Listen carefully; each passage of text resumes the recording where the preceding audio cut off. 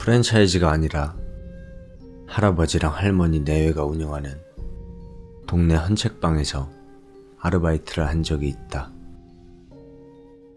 만화책이나 단행본보다는 고서나 끈으로 묶인 오래된 책 같은 걸 주로 다루는 곳이었다.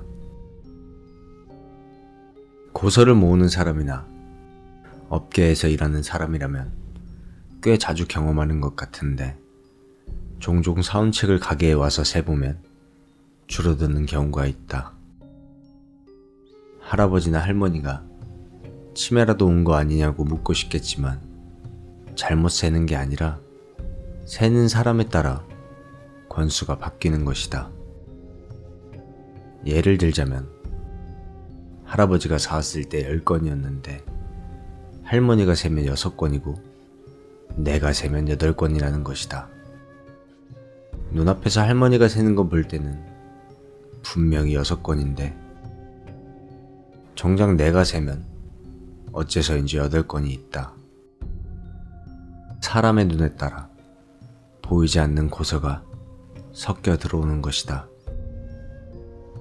그렇게 사람에 따라 보이기도 하고 안 보이기도 하는 책은 팔기 시작해도 어느샌가 사라져버린다. 옥션 같은 데 올려서 팔아도 막상 택배로 보내면 도중에 배송사고가 나서 손님한테 가기 전에 어디로 사라져버리곤 하는 것이다. 그렇게 딱히 재수없는 일이 일어나는 건 아니지만 아무리 고가의 책이라도 그런 책은 버리는 게 암묵적인 룰로 자리 잡았다. 가장 심한 건 아무도 보지 못하는 책이다. 그런 책은 사올 때도 가게에 진열할 때도 아무도 눈치채지 못한다.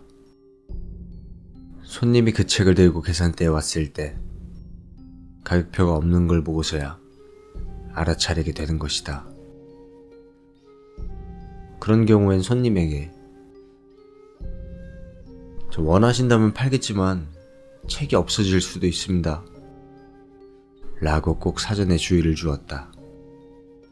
기분 나쁘다면 안 사는 손님도 있지만 대부분은 재미있어 하며 책을 사가지고 돌아갔다. 그리고는 사흘쯤 있다가 새파랗게 질려서 찾아오는 것이다. 가장 놀랐던 일은 어느 초등학생 손님이 왔을 때였다.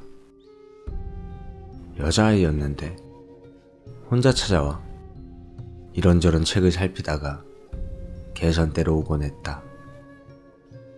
무거운 듯 무언가를 엄청 껴안은 듯한 모양새였지만 나는 물론이고 할아버지 할머니한테도 아무것도 보이지가 않았다. 결국 할아버지가 책을 좋아하면 그거 다 가지고 가도 된단다 라고 말씀하셨다. 소녀는 기뻐하며 여전히 아무것도 보이지 않는 무언가를 잔뜩 껴안고 돌아갔다. 그리고 재미를 붙였는지 내가 아르바이트를 그만둘 때까지 이따금씩 찾아와 아무에게도 보이지 않는 책을 공짜로 받아가곤 했다. 어떤 책인지 물어들 걸 그랬다고 지금도 종종 후회하곤 한다.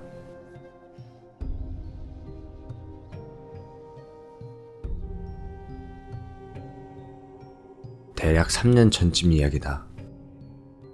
그 무렵 나는 대학 졸업을 앞두고 구직 활동과 논문 작성에 시달리고 있었다. 하지만 마침 여름방학이겠다. 기분 전환이라도 할 생각에 토호쿠 각지를 여행해보기로 했다. 차를 타고 혼자 마음 편히 떠나는 여행이었다. 기분 내키는 대로 훌쩍 적당한 곳들에 들리기로 하고 운전하다 지치면 길가에 차를 세우고 낮잠도 잤다. 완전히 백지 상태에서 그렇게 돌아다닌 여행이었던 셈이다. 첫날은 그저 토호쿠를 북상해 아오모리 국도변에 있는 편의점 주차장에서 하룻밤을 보냈다. 그 다음 날은 시내를 어슬렁어슬렁 돌아다녔다. 내부터 축제도 보고 상가에서 쇼핑도 하고 실컷 놀았다. 이틀째 밤, 아키타현 어느 도로에 접어들었는데 근처는 이미 어둑어둑했다. 차 안 디지털 시계는 밤 10시가 지났다는 걸 알리고 있었다. 라디오에서 나오는 소리에 잡음이 끼어 지지직거리는 소리가 기분 나빴다. 나는 라디오를 끄고 내비게이션에 눈을 돌렸다. 당연히 주변은 전혀 모르는 지명투성이었다. 도대체 여기가 어디냐 싶었지만 길가에 서 있는 표지판과 내비게이션을 의지해 계속 국도를 타고 남아했다. 한동안 나아가니 왼편의 몹시 좁은 산길이 산 안쪽으로 이어져 가는 게 보였다. 이 앞에는 뭐가 있을지 궁금해져 나는 조금 무서웠지만 그대로 좌회전해 그 길로 접어들었다. 길은 얼마 안 가 비포장으로 바뀌어 덜컹덜컹 소리를 내며 빛이라곤 전조등뿐인 길을 나아갔다. 타이어가 찢어지기라도 하면 큰일이라 나는 적당히 돌아갈 생각에 유턴할 만한 장소를 찾았다. 그런데 앞에 낡아 빠진 작은 오두막이 보였다. 집이라고 하기보다는 여러 해 넘게 방치되어 있던 헛간 같은 모습이었다. 군데군데 나무로 된 벽이 썩어 떨어져 있고 당장이라도 무너질 것 같은 그런 모양새였다. 밖에서 보기로는 고작해야 다다미 6, 7장 정도 크기 정도였다. 아무튼 왠지 기분이 나빴다. 다행히 유턴할 정도의 공간이 옆에 있었기에 나는 신중히 후진해서 방향전환에 나섰다. 그 순간 갑작스럽게 오두막에서 이상한 소리가 들려오기 시작했다. 덜컹 덜컹 쾅 타닥 쾅. 목재 여러 개가 서로 부딪히는 것 같은 소리였다. 등골에 소름이 끼치기 시작했다. 기대어 세워둔 목재가 우연히 넘어지는 소리 같기도 했지만 그렇게 생각하기에는 너무나도 부자연스러웠다. 무언가가 오두막 안에서 움직이며 집안 물건과 부딪혀 그렇게 나는 소리로 밖에는 들리지 않았다. 주변이 어두컴컴한 데다가 아무것도 없는 곳이었기에 더욱더 무서워졌다. 나는 서둘러 돌아 나서려고 핸들을 돌리다 무심코 오두막 쪽으로 시선을 돌렸다. 마침 무언가 쬐까만 녀석이 오두막 안에서 나오려던 찰나였다. 그 녀석의 몸은 털이 가득했다. 새까맣고 긴 털이 온몸에 빽빽하게 나있어서 마치 어릴 적 그림책에서 본 서린을 연상케 했다. 초등학생 정도 키인데다 얼굴까지 털이 가득해 이목구비가 있는지 없는지도 모를 지경이었다. 하지만 가까이 했다가는 큰일 날 거라는 위험한 분위기가 풍겼다. 나 스스로도 믿을 수 없을 정도로 몸이 벌벌 떨리고 눈물이 폭포처럼 흘렀다. 그 녀석은 아무 말도 하지 않았지만 뭐라고 할까? 악한 마음 같은 가벼운 게 아니라 재난이라고 밖에는 말할 수 없는 것을 품고 있는 것 같았다. 도망칠 수밖에 없다고 생각했다. 한순간이라도 빨리 거기서 도망치려 했기에 자세한 것은 기억이 나지 않는다. 정신을 차리자 근처 현 셀프 주유소에 있었으니까 나는 그대로 샛길에 눈도 주지 않고 국도를 타고 내려와 바로 집에 돌아왔다. 집 주차장에서 트렁크를 열자 작은 날벌레 시체가 엄청나게 들어있었다. 세차용 물통에는 갈색의 더러운 물이 한껏 고여있어 거기에도 날벌레가 몇 마리 모여있었다. 물이 있는 장소에는 한 번도 가지 않았고 애시당초 여행을 시작한 이래 트렁크를 연 적도 없었다. 그로부터 한동안은 비참한 나날이 이어졌다. 대학교 구내식당에 가면 국이 물통에 고여있던 갈색 물로 보여 마실 수 없다거나 강의 때 옆에 앉은 사람에게 작은 날벌레가 빽빽하게 붙어있는 것처럼 보일 때도 있었다. 졸업 논문을 잠시 중단하고 정신과 치료를 받으며 약을 먹자 그나마 안정을 되찾을 수 있었다. 하지만 아직도 그 오두막에 있던 새까만 녀석의 악몽은 잊을 수가 없다. 그 녀석은 도대체 무엇이었을까? 관계가 있는지는 모르겠지만 나는 홀로 여행을 떠나기 한 달 전 토호쿠 지방에서 꽤 위험하다고 악명 높은 심령 스팟에 갔었다. 거기서는 별일 없었는데 이제 다시는 길을 가다가 샛길 같은 곳엔 들어서지 않으리라 나는 맹세했다. 여러분도 담력 시험하러 갈 때는 부디 조심하라고.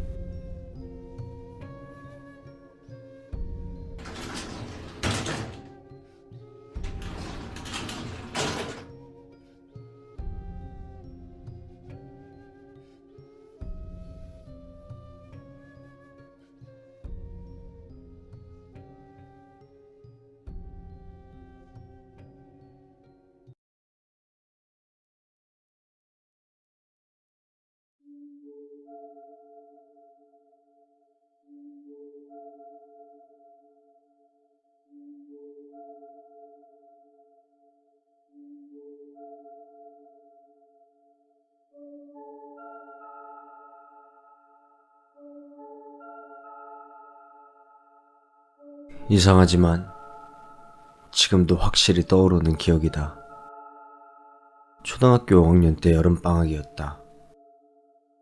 집 뒤쪽에 있는 큰 공터에서 여름방학 자유과제였던 근처의 곤충 찾기를 수행하고 있었다. 그런데 공터 구석 콘크리트 바닥에 하수도로 통할 것만 같은 녹슨 철문을 발견했다. 흥미가 생긴 나는 곧바로 문을 열어봤다. 아래로 이어지는 사다리가 보인다. 모험심에 가슴이 달아올라 나는 곧바로 집에 돌아와 회중전등을 가지고 왔다. 그렇게 두근거리면서 그 사다리를 내려갔다. 아래로 내려와 보니 바닥은 철망으로 되어 있었다. 그 밑에는 지하 배수로가 있는지 작게 물소리가 들려왔다. 이상한 냄새가 나지는 않았다. 하수도는 아닌 듯했다. 통로는 앞뒤로 쭉 펼쳐져 있었는데 나는 우선 정면을 향해 걸어가 보기로 했다. 회중전등으로 발밑을 비추며 두근두근거리는 심장을 부여잡고 한동안 걸어갔다. 눈앞에는 철조망이 나타났다. 어이없게도 막다른 곳이었다. 하지만 그 옆에는 위로 이어진 사다리가 있었다. 더 굉장한 걸 기대했는데 아무것도 없어 실망하면서 나는 옆에 있는 사다리에 올랐다. 얼마 걷지도 않았으니 처음 들어온 곳 근처로 나갈 것이라 생각하면서. 하지만 뚜껑을 열고 나온 곳은 처음 들어온 곳과 똑같은 곳이었다. 거기다가 황혼이 지고 있었다. 분명 들어간 건 한낮이었는데 나는 불현듯 무서워져서 얼른 집에 돌아가려 그 공터를 떠났다. 하지만 무언가 이상했다. 뭐라고 해야 할까? 풍경이 미묘하게 달랐다. 대부분은 비슷했지만 맨날 과자를 사 먹던 가게가 본 적도 없는 집으로 바뀌어 있기도 했고, 동사무소가 있던 자리가 병원으로 바뀌어 있기도 했다. 매번 보던 도로 표지판도 본 적 없는 이상한 마크가 붙어 있었다. 나는 서둘러 집에 와보니 역시나 미묘하게 이상했다. 뜰에는 커다란 선인장에 꽃을 피우고 있었고, 스포츠카를 세로로 압축한 것 같은 이상한 디자인의 새빨간 차가 주차장에 세워져 있었다. 현관 옆에는 인터폰 대신 아래로 기울어진 작은 레버가 붙어 있었다. 네 발의 털이 난 기린 장식물이 문 양옆에 있었고, 하지만 우리 집이었다. 세세한 곳은 다르지만 어떻게 봐도 우리 집이 맞았다. 명패도 그대로였고, 왠지 모르게 틀린 그림 찾기를 하는 기분이었다. 현관으로 들어가는 게 무서워서 집 뒤쪽으로 돌아가 부엌 창문으로 안을 들여다보았다. 거실에서 보라색 기모노를 입은 아버지랑 어째서인지 학교 음악 선생님이 사이좋게 이야기하고 있었다. 그걸 보고 나는 문득 당시 플레이하고 있던 게임을 떠올렸다. 그 게임에는 또 다른 세계라는 게 나오거든. 딱 그 느낌이었다. 내가 또 다른 세계에 와버리다니. 당황한 나는 황급히 공터로 뛰어갔다. 그리고 그곳에 있던 사다리를 다시 타고 내려간 뒤 원래 왔던 길을 더듬어 갔다. 정말 식은땀을 뚝뚝 흘리며 필사적으로 달렸다. 늦으면 2번 다시 돌아오지 못할 것만 같았으니까. 그리고 다행히도 처음 들어왔던 사다리를 타고 나는 원래 세계로 무사히 돌아왔다. 이 사건이 있은 후 나는 공터가 무서워져서 그쪽으로는 아예 다가가지 않게 되었다. 공터 쪽을 바라보는 것조차 너무너무 싫었다. 그곳에 가까이 가면 나도 모르는 사이 또 다른 세계로 빨려 들어갈 것만 같았다.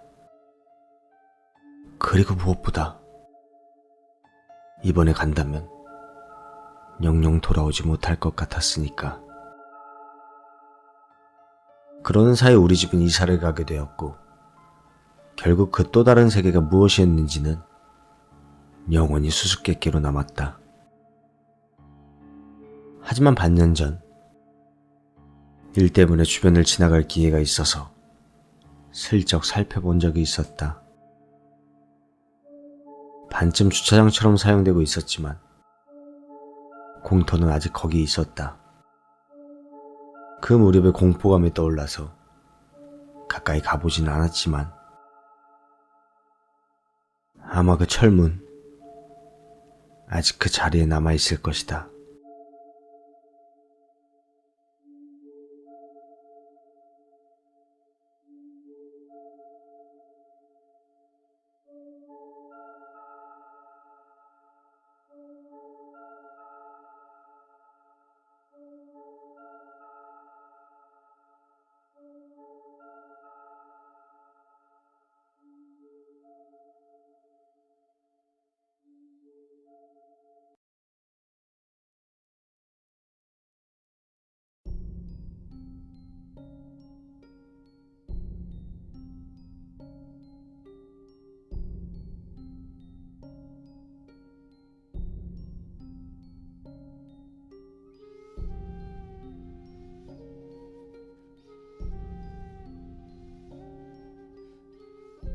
이야기를 시작하기 전 백무러란 일본에서 내려오는 놀이의 일종으로 100개의 초를 켜놓고 한 사람들이 돌아가며 100개의 이야기를 말하는 것.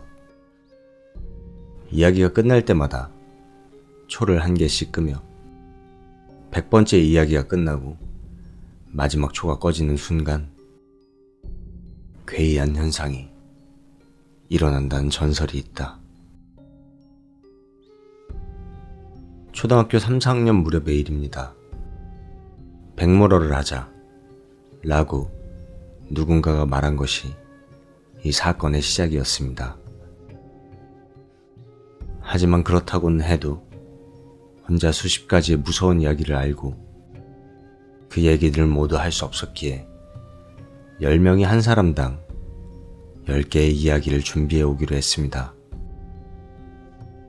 저 역시 필사적으로 무서운 이야기를 찾아내서 끼어들었죠. 100개라고는 해도 비슷한 이야기도 꽤나 많았습니다. 초도 100개는 차마 준비하지 못하고 20개 정도 꺼내놓은 다음 껐다가 다시 불을 붙였습니다. 체육창고에 몰래 들어가서 하는 것이었기에 자리는 무척 비좁았습니다. 다들 이야기를 하면서 70번째, 80번째까지 계속 진행되어 갔습니다. 방과 후부터 시작했기에 어느덧 해는 저물고 있었습니다. 그리고 마지막 사람이 100번째 이야기를 마치고 마지막 하나 남은 초를 껐습니다. 몇 초의 침묵에 공포는 최고조에 달했지만 아무 일도 일어나지 않았습니다.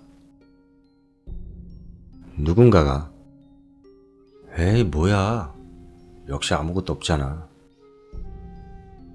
라는 말을 하는 것을 기점으로 분위기는 다시 풀어졌습니다. 저도 조금 기대했지만 그러면 그렇지 라는 생각이었습니다. 애초에 겹치는 이야기도 잔뜩이었고 초를 한 번에 100개 다 세운 것도 아니어서 제대로 한 것은 아니었으니까요. 그렇지만 지금까지 느꼈던 뭐라 말할 수 없는 긴장감에 즐거웠기에 우리는 그 나름대로 만족하고 다 같이 체육창고에서 나갔습니다. 마지막으로 나온 내가 체육창고의 문을 닫고 뒤를 돌았을 때 무심코 인원수를 세보았습니다. 1명, 2명, 3명, 7, 8,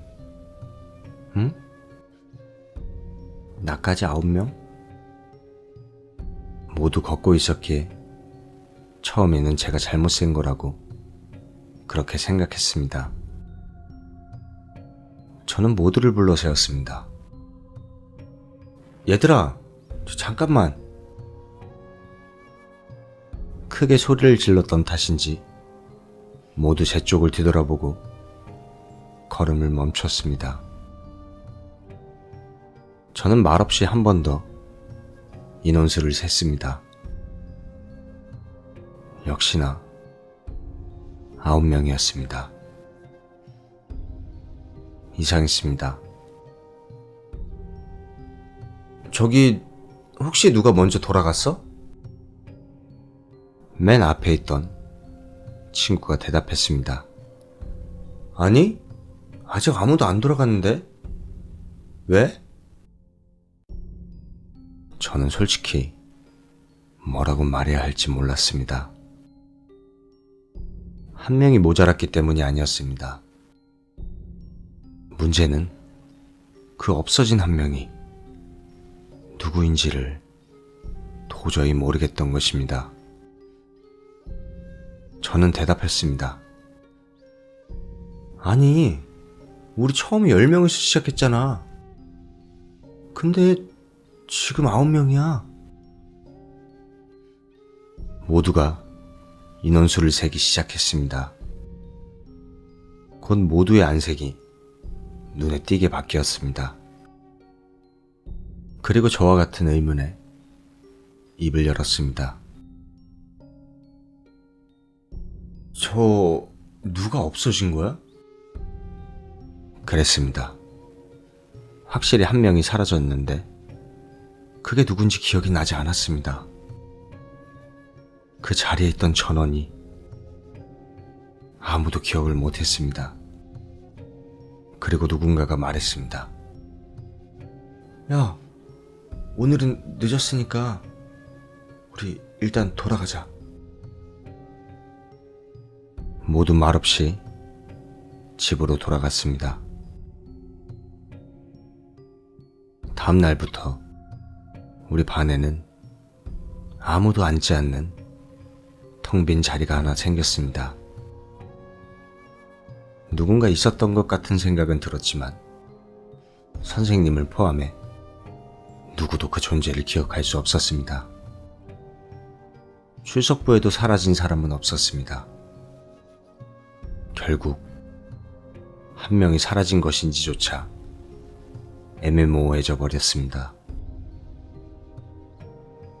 그리고 10년 이상의 세월이 흘렀습니다.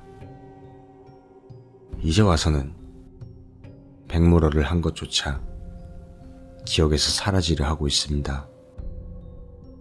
하지만 분명한 것은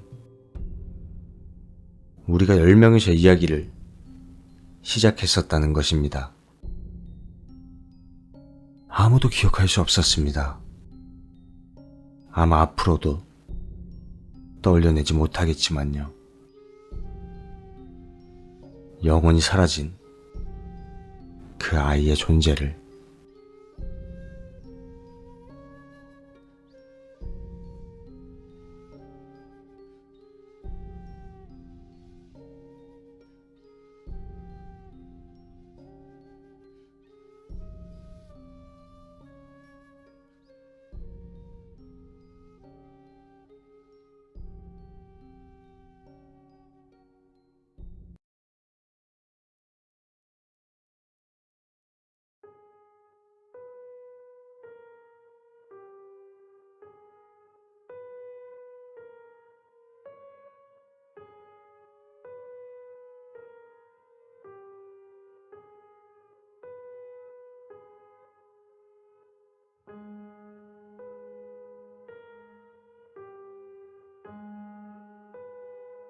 A, B, C 3명이 졸업여행 삼아 A네 집 별장으로 놀러가게 되었다.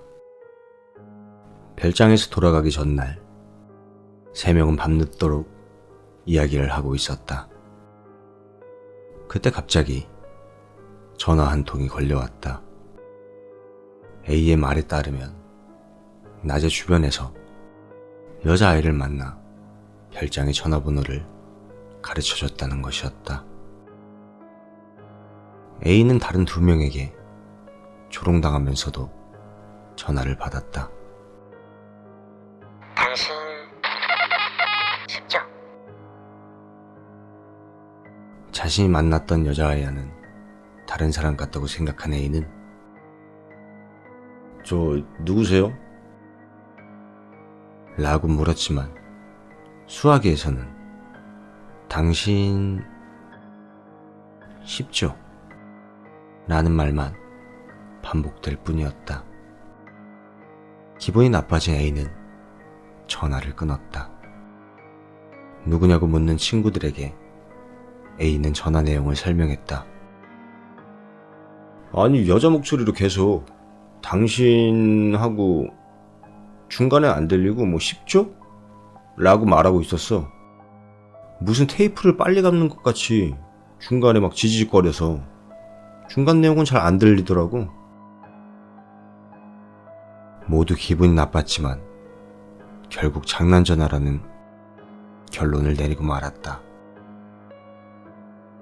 돌아가는 날 A는 혼자 별장에 남아 며칠 더 있기로 하고 B와 C만 집으로 돌아왔다. 그날 밤 C에게 전화 한 통이 걸려왔다. A가 바다에 빠져 죽었다는 것이었다. 그리고 1년 뒤 C는 서서히 A를 잊어가고 있었다. 그러던 어느 날 거의 연락이 없던 B로부터 한 통의 전화가 왔다. 그리운 친구의 연락에 기뻐하던 C였지만 아무래도 B의 낌새가 이상했다. 야, C, 우리가 바다에 갔을 때 기억나냐? 그때 A한테 이상한 전화가 왔었잖아. 아, 그러고 보니 그랬었지? 근데 그 전화 나한테도 왔어. 뭐라고? 나 이제 죽는 걸까? A는 그 전화 받고 나서 죽었었잖아. 아니야. 야, 진정해. 그런 거 우연이야. 아니, 말 그만하고. 그래, 이참에 한번 만나자. 그래. 그럴까? 알았어. 약속한 날, 먼저 도착한 C는 B를 기다렸다. 하지만 B는 좀처럼 오지 않았다. 걱정이 된 C는 B에게 전화를 해봤지만 아무도 받지 않았다. 결국 그날 B는 약속 장소에 나타나지 않았다. 며칠 뒤 C는 B가 약속 장소에 오던 도중 교통사고로 죽었다는 것을 알게 되었다. 그 후로 전화를 받는 것이 두려워진 C는 전화가 걸려와도 자동 응답기가 밖에에서 직접 전화를 받는 것을 피했다. 하지만 몇 달이 지나도록 아무 일도 일어나지 않았고 C도 그 이상한 전화에 관해 잊어가고 있었다. 그러던 어느 날 C는 막 사귀기 시작한 여자친구와 통화를 하고 있었다. C는 그녀와 오랫동안 전화를 하고 다음날 약속을 잡은 다음 전화를 끊었다. 그러나 수화기를 내려놓자마자 곧바로 다시 전화가 왔다. C는 여자친구가 무엇인가 말할 것을 잊어버렸다고 생각하고 곧바로 수화기를 들었다. 당신 10조. C는 초조해졌다. 그 전화였다. 이봐, 당신 누구야? 장난은 좀 그만둬. 당신 10조. 당신 10조. C는 두려워하면서도 전화를 끊으면 자신도 죽을 거라는 생각에 계속해서 전화를 받고 있었다. 몇 시간이 지났을까? 어느덧 창밖에서는 해가 떠오르고 있었다. C의 체력도 한계에 달하고 있었다. 그러나 그 무렵부터 전화의 지직거리는 부분이 서서히 천천히 늘어지기 시작했다. 당신 10조. 당신 10조. 당신 지직거리는 부분은 조금씩 사람의 목소리와 가까워지고 있었다. 그리고 드디어 분명하고 또렷하게 목소리가 들리게 되었다. 당신 죽고 싶죠? 나는 죽고 싶지 않아. 죽고 싶지 않다고. C가 그렇게 외친 순간 전화는 끊어졌다. 그 이후 C는 건강하게 잘 살고 있다고 한다.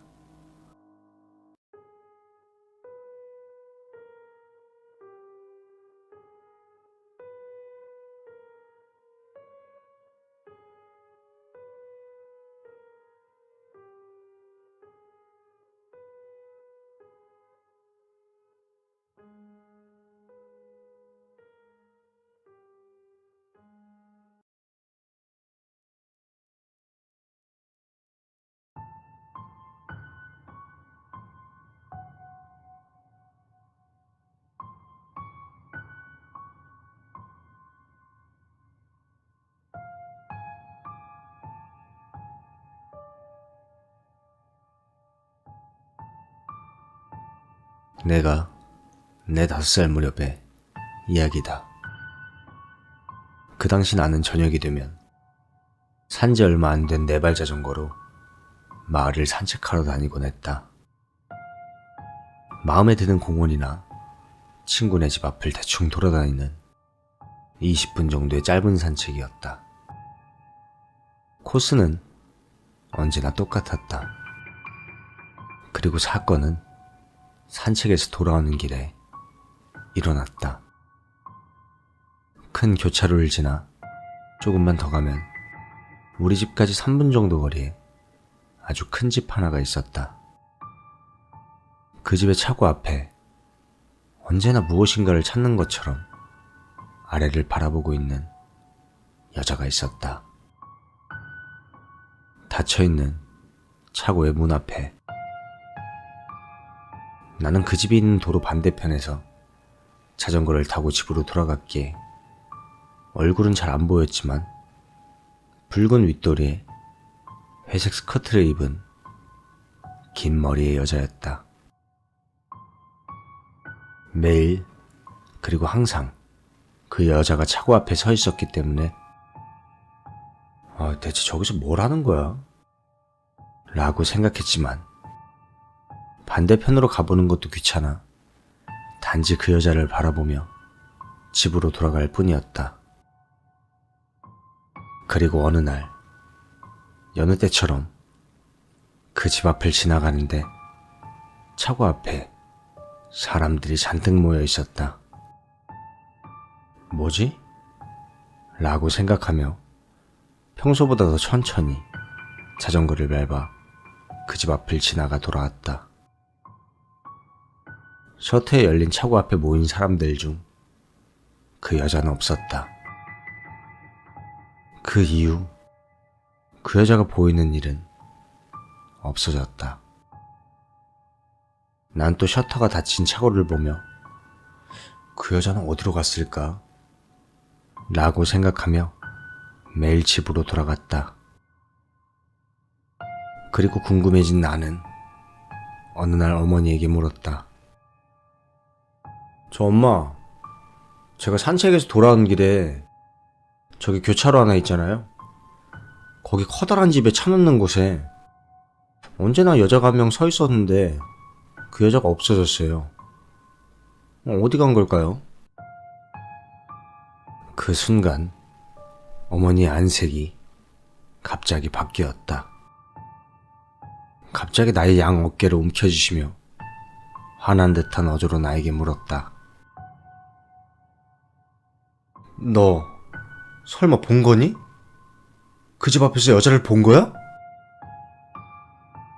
예상 외의 반응에 나는 눈물이 날 것만 같았다. 설마 이런 걸 물어봤다고 혼날 것이라고는 생각도 못했기 때문이었다. 하지만 어머니의 꾸중은 계속되었다. 그건 사람이 아니라 귀신이야. 그 교차로에서 사고를 당한 사람이라고. 나는 멍해졌다. 도대체 무슨 소린지 도저히 이해를 할 수 없었다.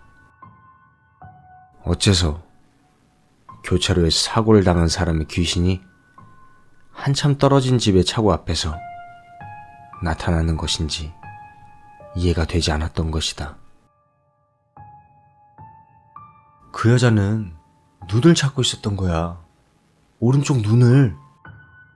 죽었을 때 조사했더니 오른쪽 눈이 없었다는 거야. 사고가 났을 때 날아가 버렸대. 그 눈이. 근데 그게 그 집 차고 안에 있었고. 사실 이게 엄마도 몰랐었던 일인데. 약간 안정을 되찾은 어머니에게 나는 다시 물었다. 근데 엄마, 어떻게 그 집에 눈이 있다는 걸 찾았대요? 다시 어머니의 목소리가 집안에 울려 퍼졌다. 너 외에도 봤던 사람이 많아. 지나가던 아저씨가 매일 같은 곳에 있는 게 이상해서 물어봤다는 거야. 그랬더니 그 여자가 돌아보면서 눈을 찾고 있습니다. 내 오른쪽 눈. 혹시 보셨나요? 이렇게 말했대.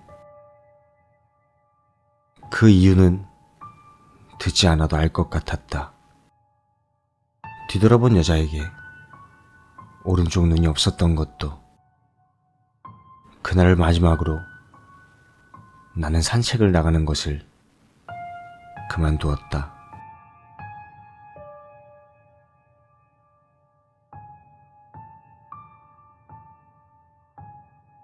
과거에 나는 심령스팟 근처 편의점에서 아르바이트를 했었다. 담력 시험을 하고 돌아오는 사람들은 대개 밤인데도 잔뜩 흥분해 있었다. 얼굴만 봐도 마치 장난을 잔뜩 친 아이 같은 표정이라 금방 알아볼 수 있었지. 나는 그런 사람들을 놀려주는 걸 상당히 좋아했다. 의미심장한 말투로 혹시 그곳에 다녀오셨습니까? 라고 말을 건네는 거야. 그러면 상대는 놀란 반, 기쁜 반으로 네, 어떻게 하셨어요? 라고 대답해온다. 그러면 나는 손님이 산 물건에다가 젓가락 같은 걸 집어넣으면서 이렇게 말하는 것이다. 저는 그럼 인원수대로 넣겠습니다. 라고. 그래놓고는 실제 손님 인원수보다 하나 더 집어넣는 거지. 그러면 다들 기겁하는 게 꽤 재미있었거든. 어느 날 평소처럼 담력 시험하고 온 일행이 편의점에 들어섰다. 총 4명이었기에 나는 여느 때처럼 나무젓가락을 5개 집어넣었다. 하지만 손님은 저 미안합니다. 이건 필요 없어서요. 라고 말하며 2개를 돌려주었다. 어라? 싶어서 가게 안을 둘러보니 손님은 3명뿐이었다. 죄송합니다. 라고 가볍게 사과한 뒤 계산을 마쳤다. 그 손님들은 차를 타고 돌아갔다. 돌아가는 모습을 유심히 바라봤지만 확실히 차에는 3사람뿐이었다. 누군가를 데려오는 건 아무래도 좋지만 제대로 데리고 돌아가줬으면 좋겠다는 생각을 했다.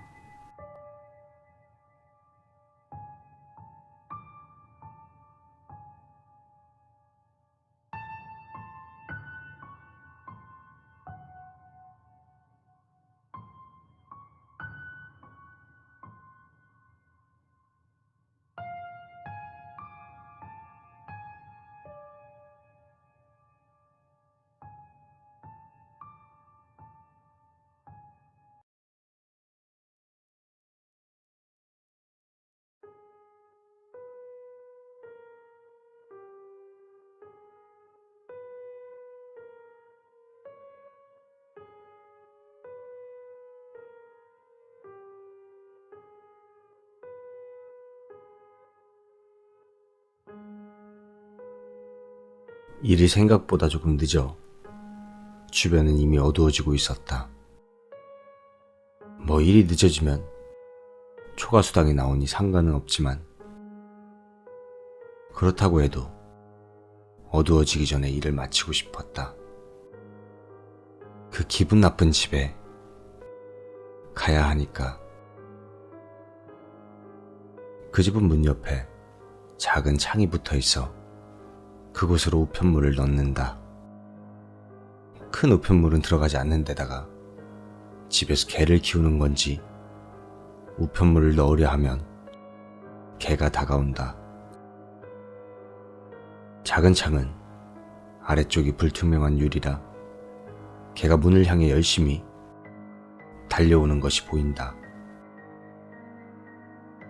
뒤편으로 돌아가면 부엌문이 판자로 봉해져 있고 모든 창에는 덧문이 쳐져 있다. 왠지 모르게 기분이 나빠 언제나 우편물을 반 정도만 찔러 넣고 서둘러 돌아오곤 했다. 날씨도 이상했기에 조금 코스를 바꿔 그 집에 먼저 찾아가기로 했다. 평소처럼 우편물을 유리창에 찔러 넣으려는데 하고 문에 커다란 게 부딪히는 소리가 났다. 개가 뛰어와 부딪혔다고 생각하기에는 소리가 너무나도 컸다. 개 짖는 소리가 나는 것도 아니고 대체 뭐지? 불투명한 유리를 보았다. 검은 실루엣이 뒷걸음질 치고 있다. 개가 아닌 것 같다. 그렇게 생각한 순간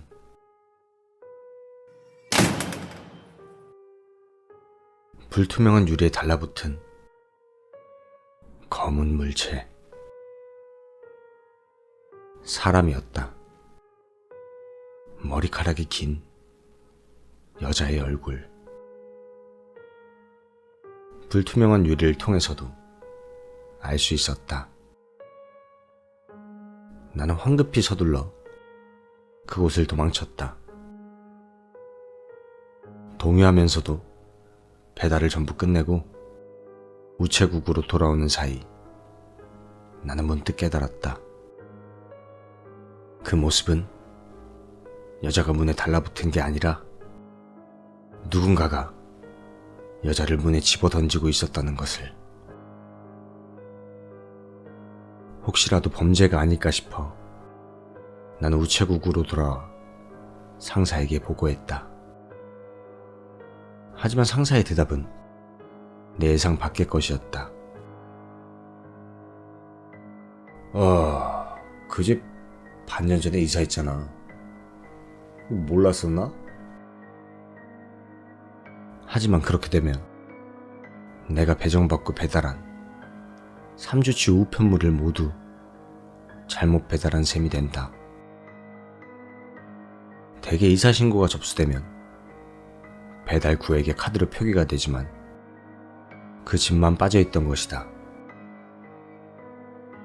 그대로 내버려두면 징계 처분을 받을 테니 잘못 배달된 우편물을 가지러 가야만 했다. 그리고 그 집에 다시 가게 되었다. 그 집에 다시 갔지만 문을 두드려도 아무 대답이 없다. 나는 조심스럽게 문을 연다.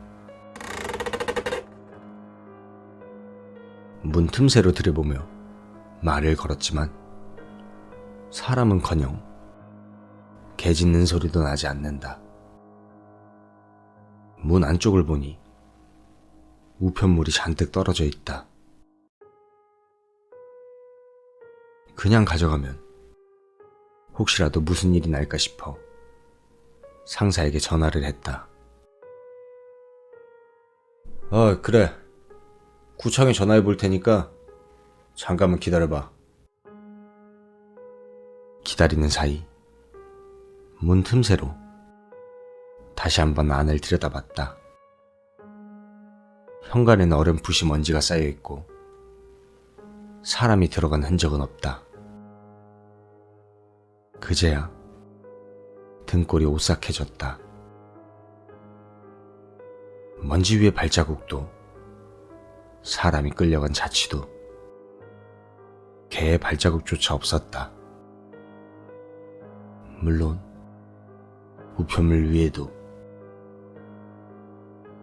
내 망상이었나 싶어 불투명한 유리로 눈을 돌리자 거무칙칙한 손자국이 찍혀 있었다.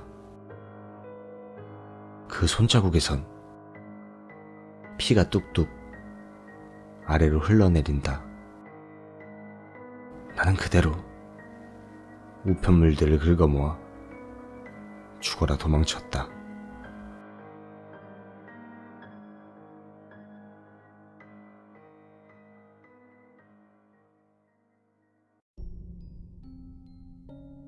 봄. 젊은이들에게는 희망으로 가득 찬 새 생명의 숨결을 느끼는 계절이라. 하지만 나 정도 나이가 되면 무언가 번거롭고 초조한, 그래서 묘하게 조용한 잠을 원하게 되는 계절이다.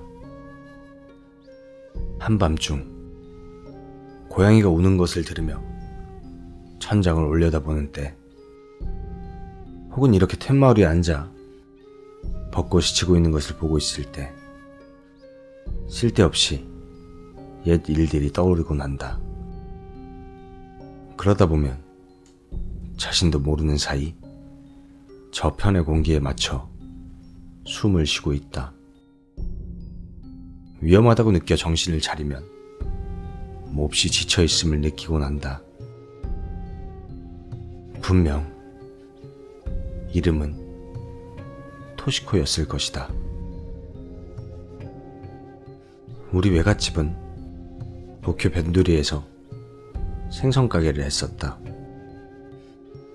그때 무렵에는 한국에도 생선을 팔았었다니 그 규모가 보통이 아니었던 셈이다. 하지만 그렇다고는 해도 가게 구조는 그리 크지 않았다. 1층에는 가게가 있고 2층에는 가족들과 사는 집이 있고 그 위에 3층이 있었다. 3층이라고는 해도 이불을 넣는 창고와 다다미 4장 반 정도 크기의 작은 방이 하나 있을 뿐이다. 토시코는 전쟁 전부터 그 방에서 먹고 자며 더부살이로 일하던 가정부였다. 외갓집에는 가족도 많아 딱히 일손이 모자랄 일은 없었지만 지인이 아무쪼록 부탁한다며 말해와 토시코를 떠맡았다고 한다. 어디서 태어났는지는 모르지만 도쿄에서 멀리 떨어진 곳이 아니었을까. 다들 토시코 내지는 토시짱으로 낮춰 부르곤 했지만 나이는 이미 그 무렵에 40을 넘었던 것 같다. 장애라고는 말할 정도는 아니지만 조금 머리가 안 좋고 말도 부자연스러웠다. 매년 정월 친척이 모이면 토시코는 뭐가 그리 기쁜지 언제나 싱글벙글 웃으며 사람들 사이에서 요리와 술병을 나르며 바삐 일했다. 다만 사람들과 이야기하거나 어른들의 실증난 우리 아이들과 놀았던 기억은 없다. 내가 8살인가 9살이던 때 그 토시코가 죽었다. 사흘 정도 알아눕더니 반시간 동안 끙끙대며 괴로워한 끝에 숨을 거두었다고 한다. 장례식에는 어머니만 참석했다. 유골은 고향에 가지러 갔는지 아니면 고향에서 누가 가지러 왔는지, 어찌됐든 외갓집 무덤에는 이름이 없다. 그리고 1년 정도 지났을 무렵, 아마 봄 춘분과 추분 사이 아니었나 싶다.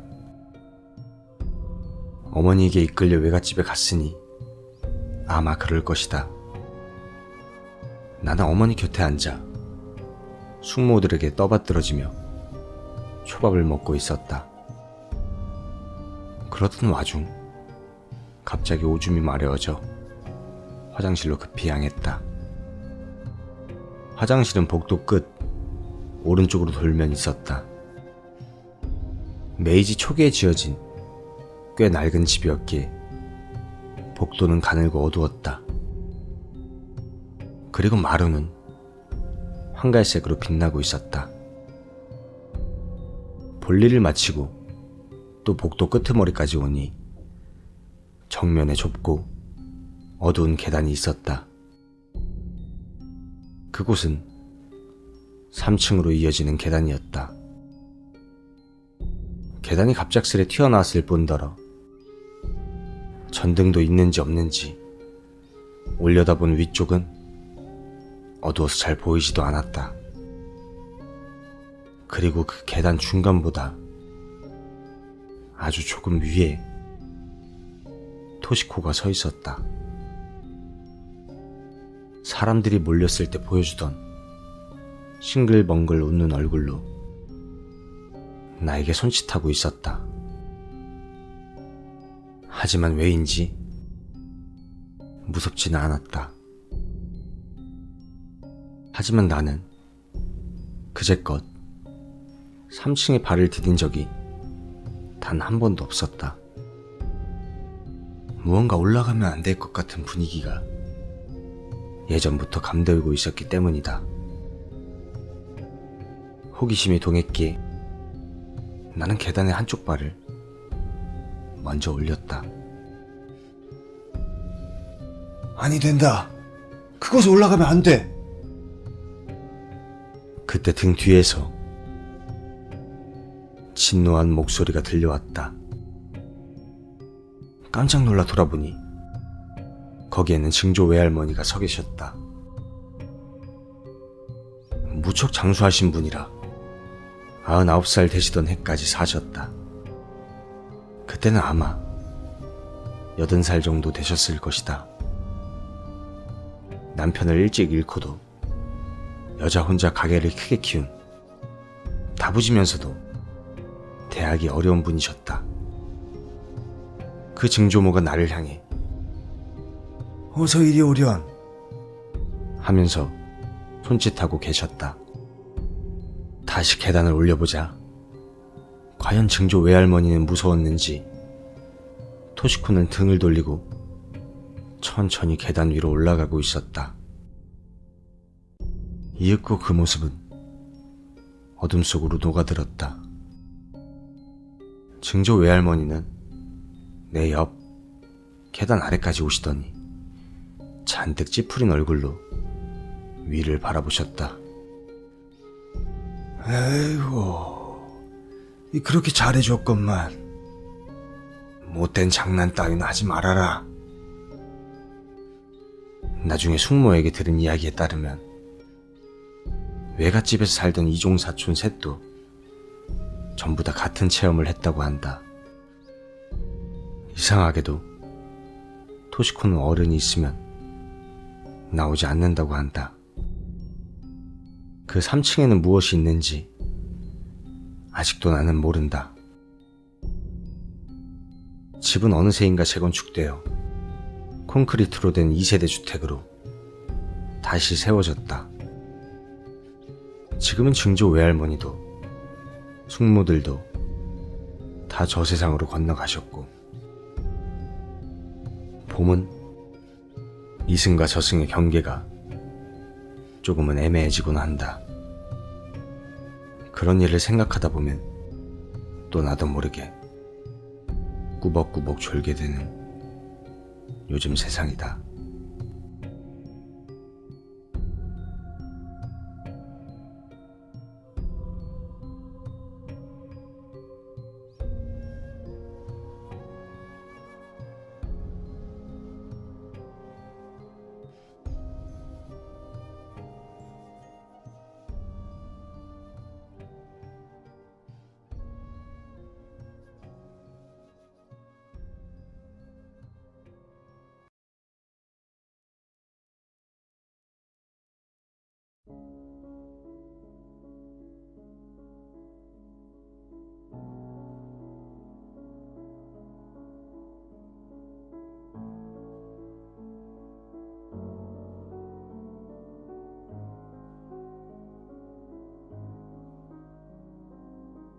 앞집 남자의 괴이한 부탁.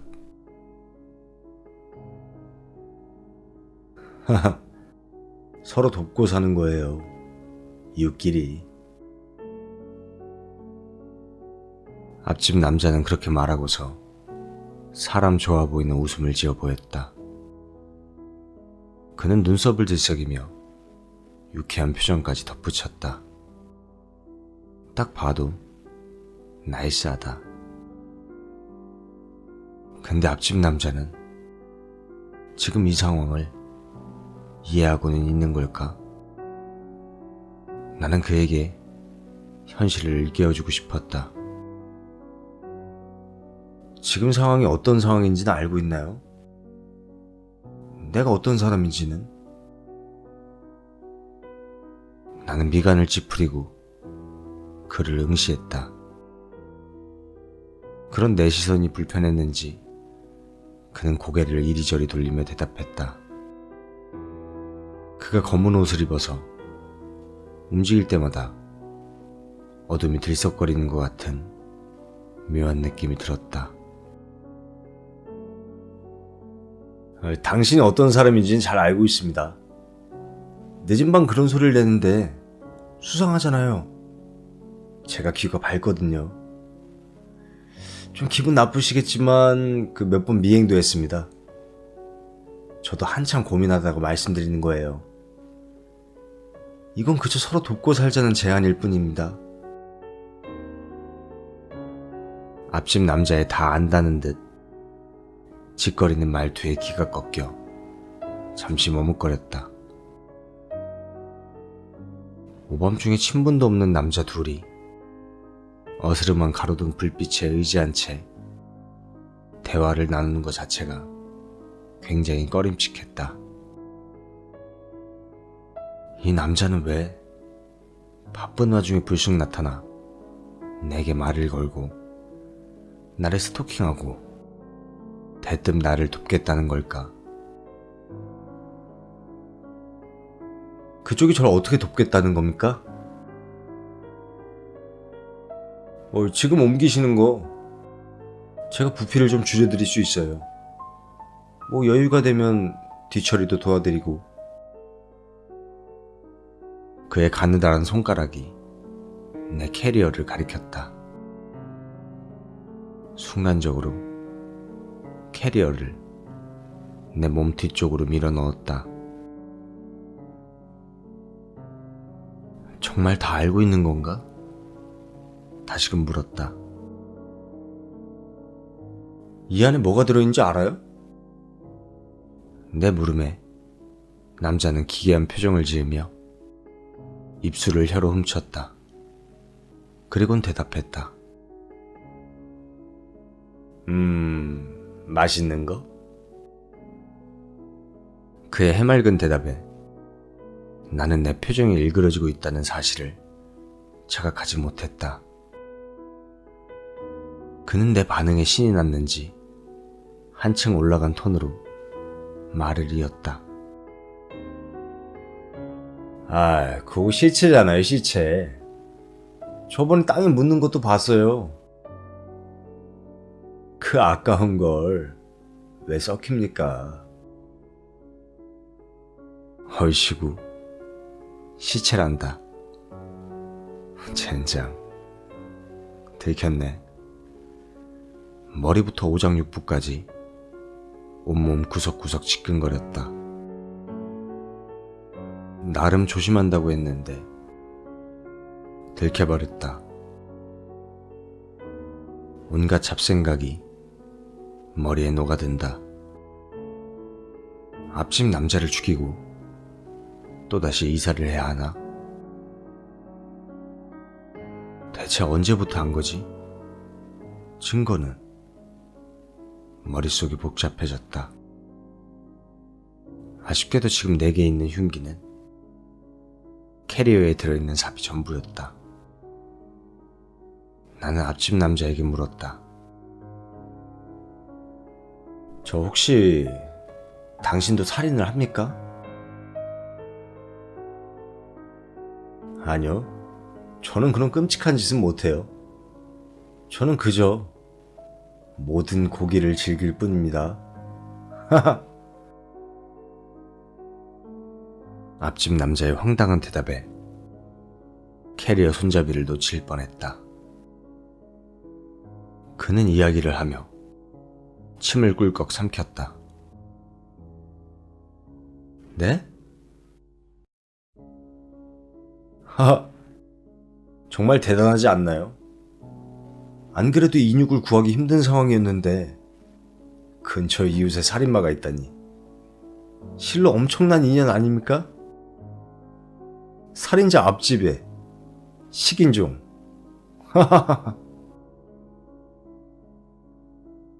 유난히 번질거리는 송곳니를 붉은 혀가 훑었다. 나처럼 인간이지만 인간 같지 않은 분위기가 흘렀다. 그럼 저를 돕겠다는 건... 네, 맞아요. 시체 처리하기 곤란하잖아요. 제가 먹어서 치워드릴게요. 이거야말로 상부상조죠. 나를 놀리는 건가? 진짜 인육을 먹는다고? 머릿속에 의구심이 가득했다. 일단 조심할 필요는 있었다. 내가 살인자라는 그 사실을 알고 있다는 사실 하나로도 충분히 위협적이었다. 일단 그를 우리 집에 들여보내고 마저 생각하기로 했다. 정말 인육을 먹는다면 협력을 하는 것이고, 그게 아니라 허튼 수작을 부린다면 예정에 없던 살인을 해야 했다. 나는 그를 데리고 집에 들어갔다. 시체가 들어있는 캐리어를 가지고.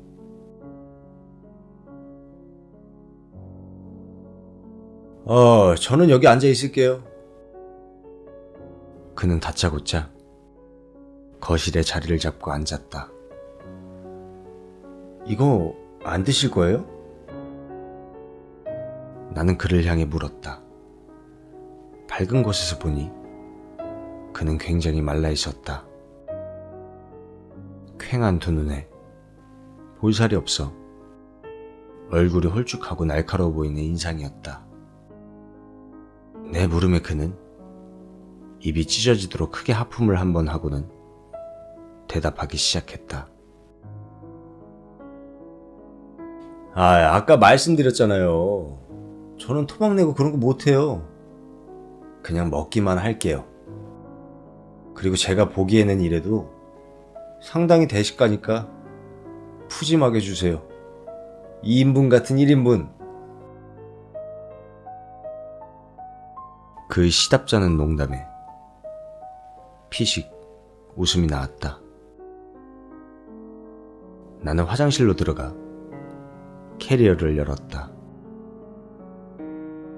화장실 환기구가 덜그덕 소리를 내며 작동해 귀가 거슬렸다.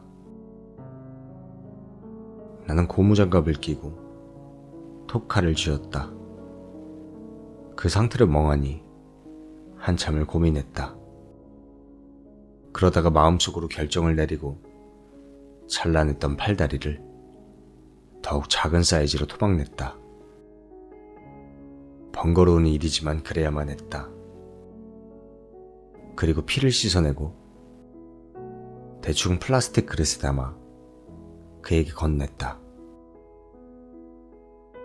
그는 인육 더미를 보고는 이내 입맛을 다시더니 덥석 집어먹었다. 앞집 남자의 입에서 질겅질겅 소리가 났다. 그는 뭐가 그리 급한지 몇 번 씹다가 바로 목구멍으로 넘겼다. 그러면서도 표정만큼은 맛을 음미하고 있었다. 인간 육회를 즐기는 그를 보며 물었다. 그거 안 익혀 먹어도 돼요? 에이, 무슨 소리. 날로 먹어야 더 맛있어요. 제가 막 강요하는 스타일은 아닌데 이거 한번 드셔보실래요? 입가에 피가 묻은 채 나를 바라보는 앞집 남자의 기괴한 모습에 나도 모르게 고개를 돌렸다. 아니요. 됐어요. 더 필요하시면 말씀하세요. 네, 감사히 먹겠습니다. 역시 다리가 맛있네요. 그는 곧 식사에 집중했다. 꾸역꾸역 살점을 입에 넣고 씹고 삼키는 그를 보고 있자니 시체를 토막내는 것보다 더 역겨웠다. 하지만 식인 자체가 주는 호기심은 자꾸만 내 시선을 이끌었다. 묘한 흥미에 이끌려 계속해서 그가 인육을 먹는 모습을 지켜봤다. 그는 정말 맛있게 먹었다. 만약 그가 유튜브로 먹방을 업로드했다면 구독을 했을지도 모르겠다. 식인TV 앞집 남자 라는 타이틀. 이 정도면 꽤 잘 나가겠지? 밝은 곳에서 보니 조금 마른 것 치고는 생긴 것도 멀쩡했다. 헌데 식인종이라니 끔찍하다. 그는 빠르게 식사를 마쳤다. 성인 남성 다리에서 잘라낸 살코기들을 순식간에 해치운 걸 보니 스스로 대식가라고 부를 만하다.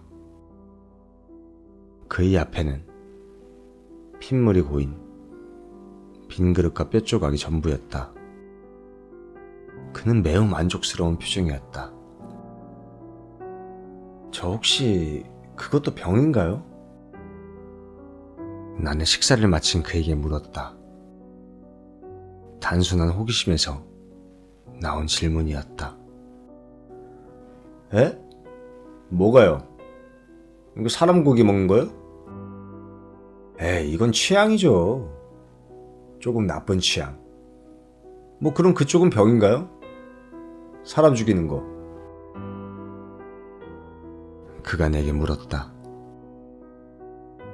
아, 저는 병이에요. 취향이고 말 것도 없이 살인을 그만둘 수가 없습니다. 정신적으로 문제가 있는 환자예요. 그는 대답을 듣고는 무언가 못마땅한 표정을 짓고 이내 내게서 고개를 돌렸다. 그리고 빈 그릇을 한번 쳐다봤다. 그릇을 보며 중얼거리듯 말했다. 그거 핑계 아닌가요? 스스로 병에 걸린 환자라고 포장하지만 결국 그냥 나쁜 사람이잖아요. 방금까지 인육을 맛보던 녀석에게 나쁜 사람이라는 소리를 듣고 싶진 않았다. 상당히 불쾌해졌다. 사람 고기 먹는 당신이 할 소리는 아닌 것 같은데. 나 역시 비아냥거리며 말했다.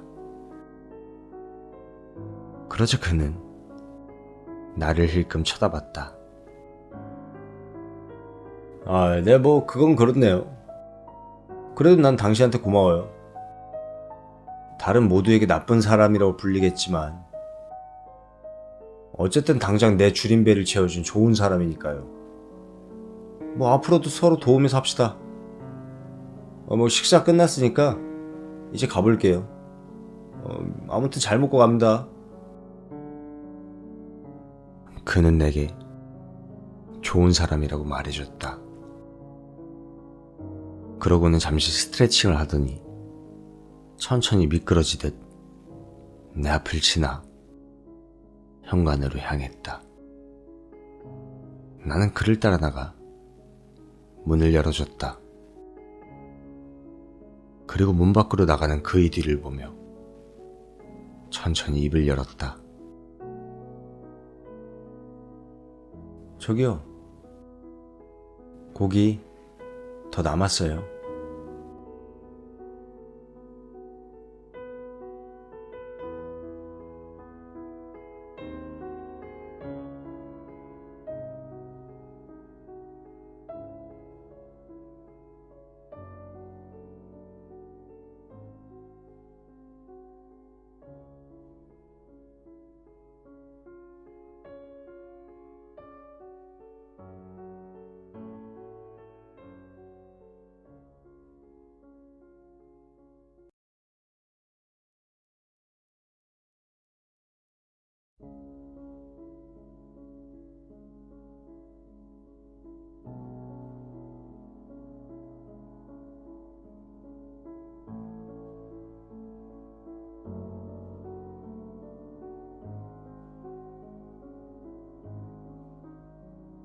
다음 날은 평상시와 같았다. 앞집 남자가 설마 신고했을까 하고 걱정했지만 집에 경찰이 들이닥치는 그런 일은 없었다. 하지만 집을 나설 때마다 늘 마주하던 앞집의 남색 때문이 낯설게 느껴졌다. 이곳에 이사를 오고 단 한 번도 앞집 사람이 어떤 사람인지 궁금해져 본 적도 없었는데 어제 일이 마치 현실에는 없었던 환상처럼 나에겐 그렇게 느껴졌다. 결국 나는 이사 올 때 이용했던 부동산을 향했다. 찾아간 부동산 중개인에게 이상한 소리를 들었다. 거기 빈집인데?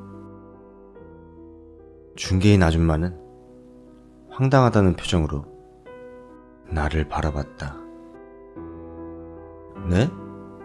빈집이라고요? 거기 집 비었어요. 그리고 그쪽에서 집 알아볼 때 주변이 좀 조용하고 되도록 이웃이 없었으면 좋겠다고 했잖아요. 집에서 일할 때 방해된다고. 그래서 일부러 외진 곳으로 소개해 준 건데. 그녀는 접시에 담긴 방울토마토를 집어 입에 넣고는 으적으적 씹으며 고개를 흔들며 말했다. 아, 예. 제가 그렇게 말하긴 했죠. 왜요? 무슨 일 있어요? 아, 아니요.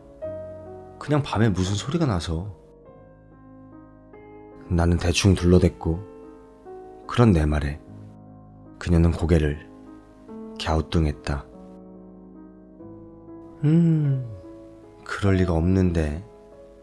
아마 착각하셨거나 도둑고양이였을 거예요. 너무 신경 쓰지 마요. 아, 네, 알겠습니다. 그럼 가볼게요.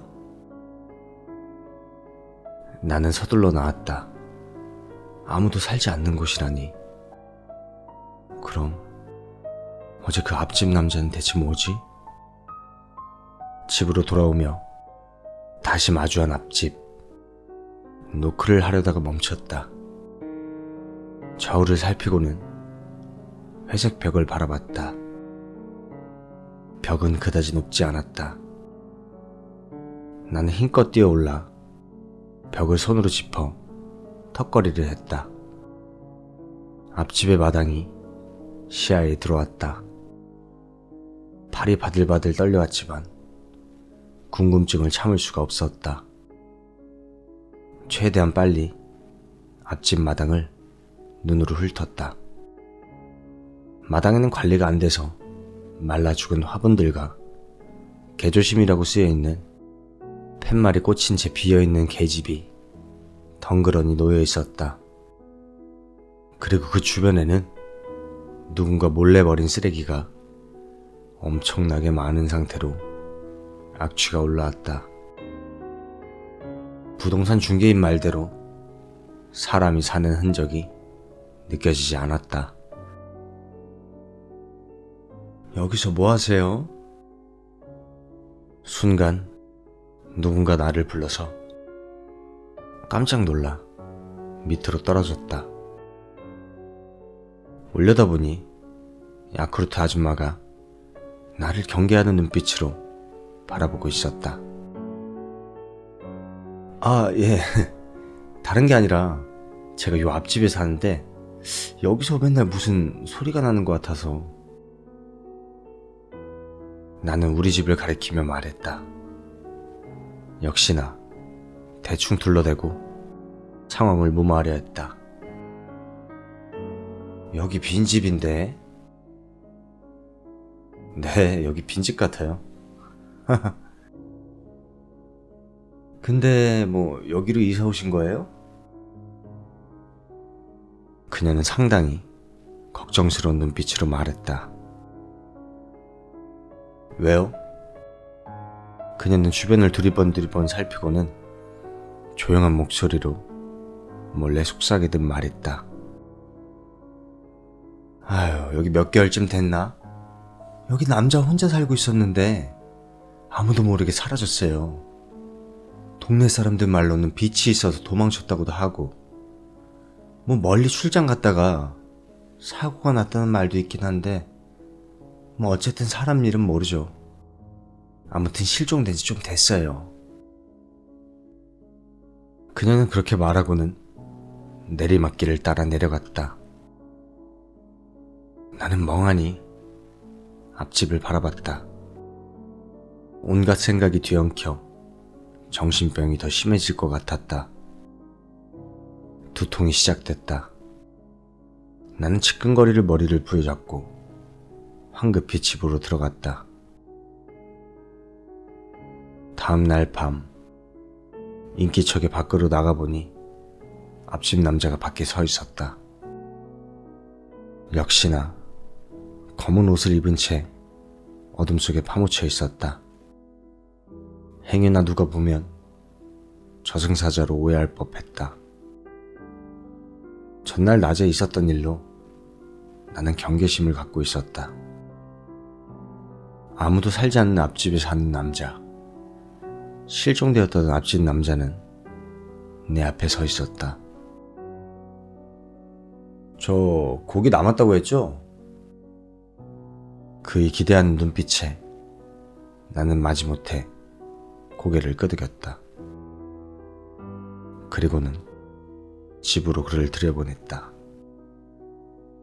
인육을 먹는 실종된 남자를 집에 들이기가 꺼림칙했지만 그것보다는 그가 풍기는 묘한 이상한 분위기가 내 호기심을 자극했다.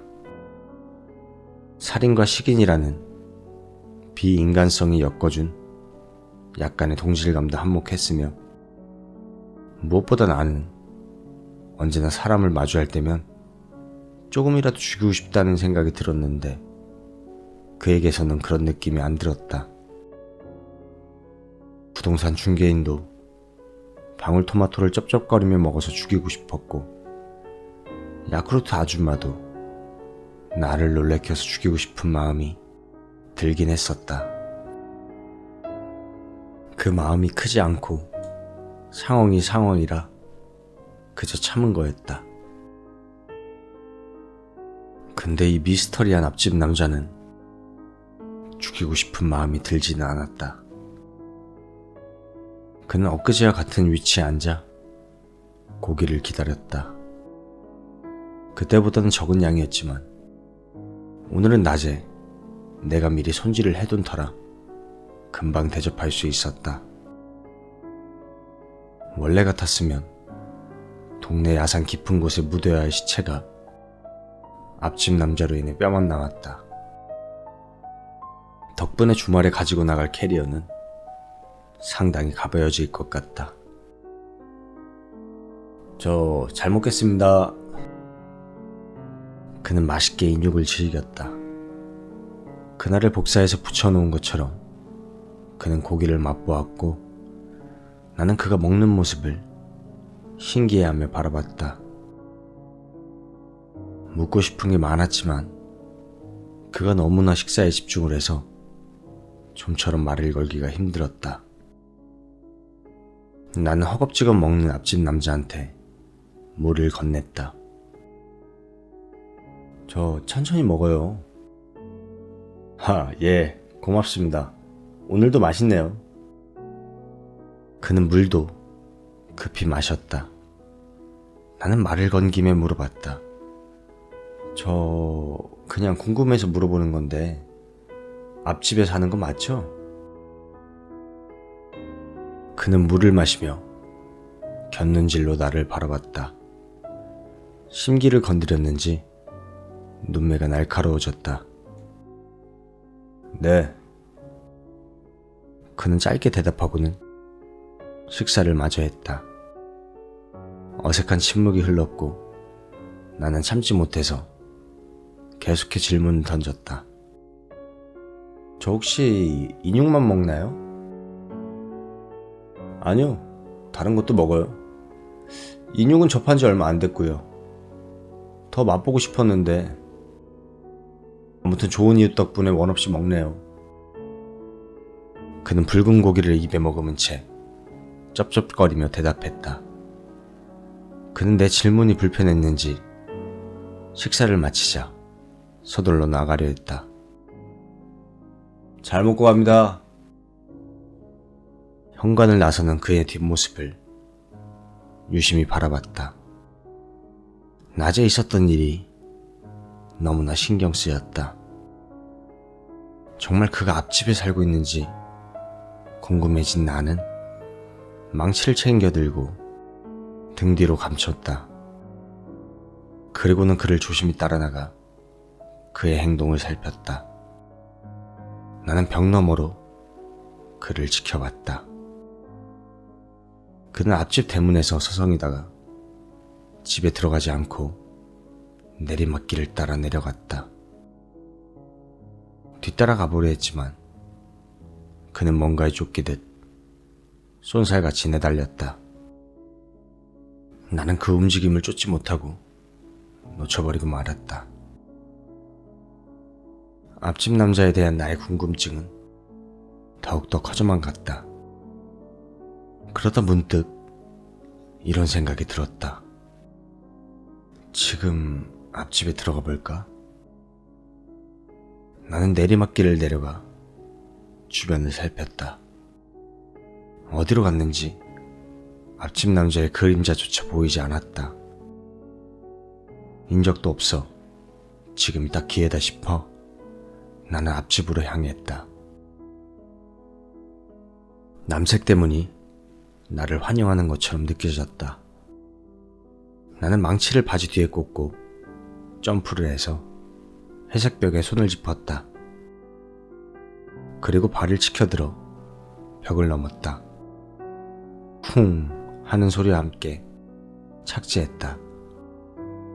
발목에 조금만 고통의 통증이 느껴졌다. 치우지 않은 쓰레기에서 풍기는 악취 때문에 인상이 절로 찡그려졌다. 나는 망치를 고쳐잡고 최대한 걸음소리를 내지 않으며 마당을 지나갔다. 현관문 앞에서 조심히 문고리를 돌렸다. 역시나 잠겨 있었다.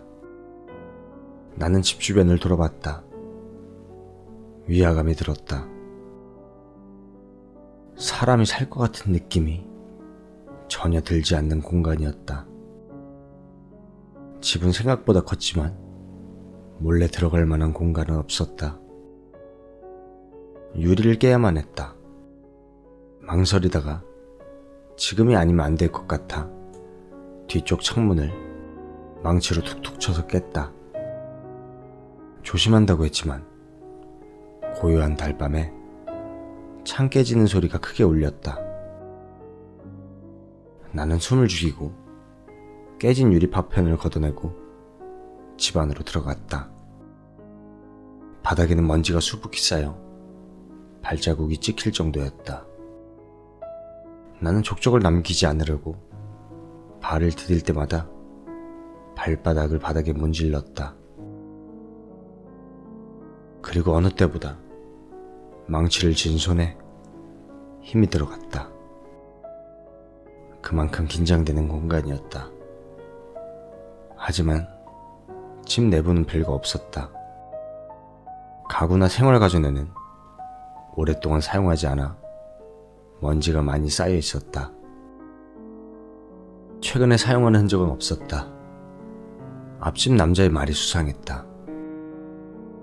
아무리 봐도 사람이 살지 않는 공간이었다. 부엌 쪽을 가보니 냄새가 더욱 고약했다. 썩은 음식물이 그대로였다. 혹시나 하고 냉장고도 열어봤지만 사람 고기 같은 건 없었다. 누군가 살다가 갑자기 실종된 집, 딱 그 느낌이었다. 혼자 사는 남자의 흔적이 묻어나는 그런 집이었다. 그 와중에 유일한 집주인의 흔적을 찾았다. 자신이 키우는 커다란 개와 함께 찍은 사진이 TV 옆에 놓여 있었는데 먼지를 걷어내고 그 사진을 봤다. 사진을 보고 놀라서 떨어뜨릴 뻔했다. 일단 내가 봤던 앞집 남자와 다르게 생겼다. 그보다 나를 놀라게 한 건 사진 속 남자는 내가 알고 있는 얼굴이었다. 기억 속에 있던 그 남자의 얼굴이 떠올랐다.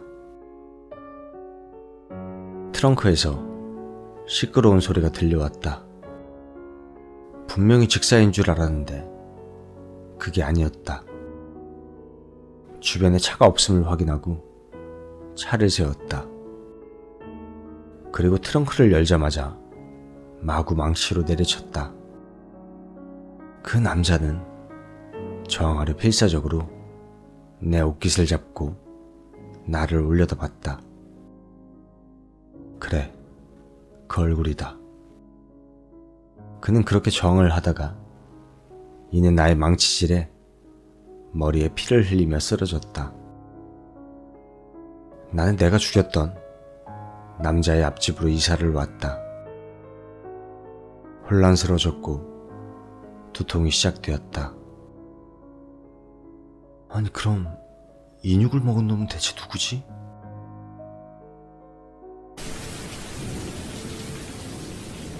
창밖을 보니 밖에 소나기가 내리기 시작했다. 비가 세차게 내리는 창밖을 바라봤다. 살인하기 좋은 날이다.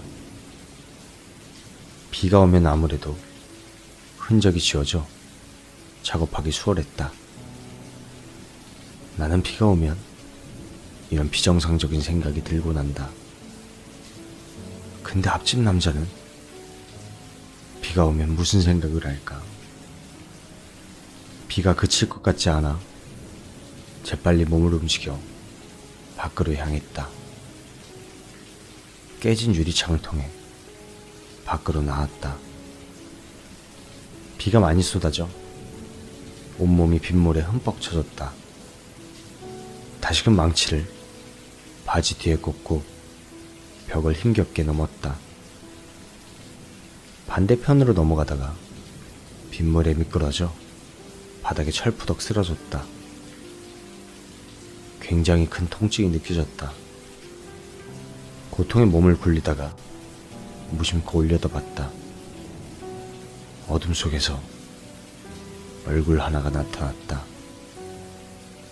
앞집 남자가 퀭한 눈으로 나를 내려다보고 있었다. 인육 먹기 좋은 날이네.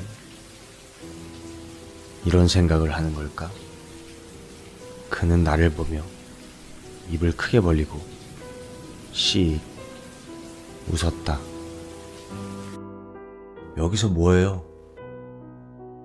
빗소리에 묻혀 그의 목소리가 작게 들려왔다. 네? 앞집 남자는 넘어져 있는 내게 얼굴을 가까이 가져오며 다시 한번 말했다. 여기서 뭐하냐고요? 그 입에서 아까 먹은 인육의 피비린내가 역하게 풍겨왔다. 나는 조심스럽게 바지 뒤로 손을 가져갔다. 하지만 망치는 넘어질 때 빠졌었는지 뒷주머니는 없었다. 주변을 둘러보니 그의 발 뒤에 망치가 놓여 있었다. 나는 일어난 척하며 망치에 손을 가져왔다. 순간 그가 내 손을 가로막았다. 네가 죽였지? 앞집 남자는 모든 걸 다 안다는 눈빛으로 나를 내려다봤다. 나는 일어나 도망치려 했지만 그는 빠르게 쫓아와 나를 넘어뜨렸다. 그리고는 내 목덜미를 물어뜯었다. 목이 깊은 통증이 느껴졌다. 그는 내 목을 물고 나를 흔들었다. 눈을 감았다 뜨자 정신이 점점 맑아지고 목이 찢겨나가는 통증이 또렷하게 느껴졌다.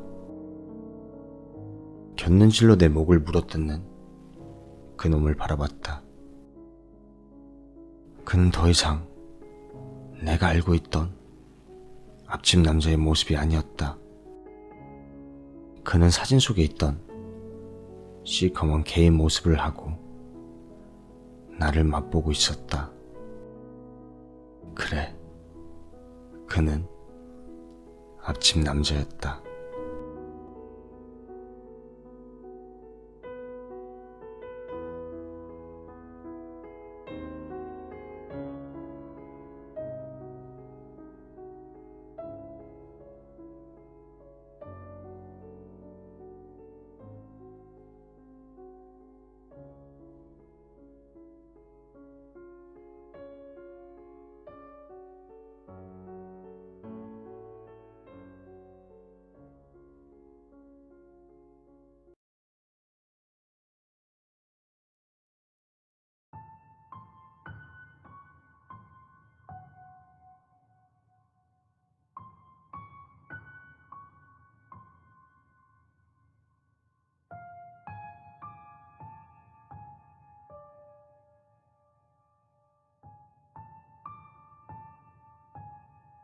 낚시 동료이자 존경하는 인생 선배 K씨에게 들은 이야기다.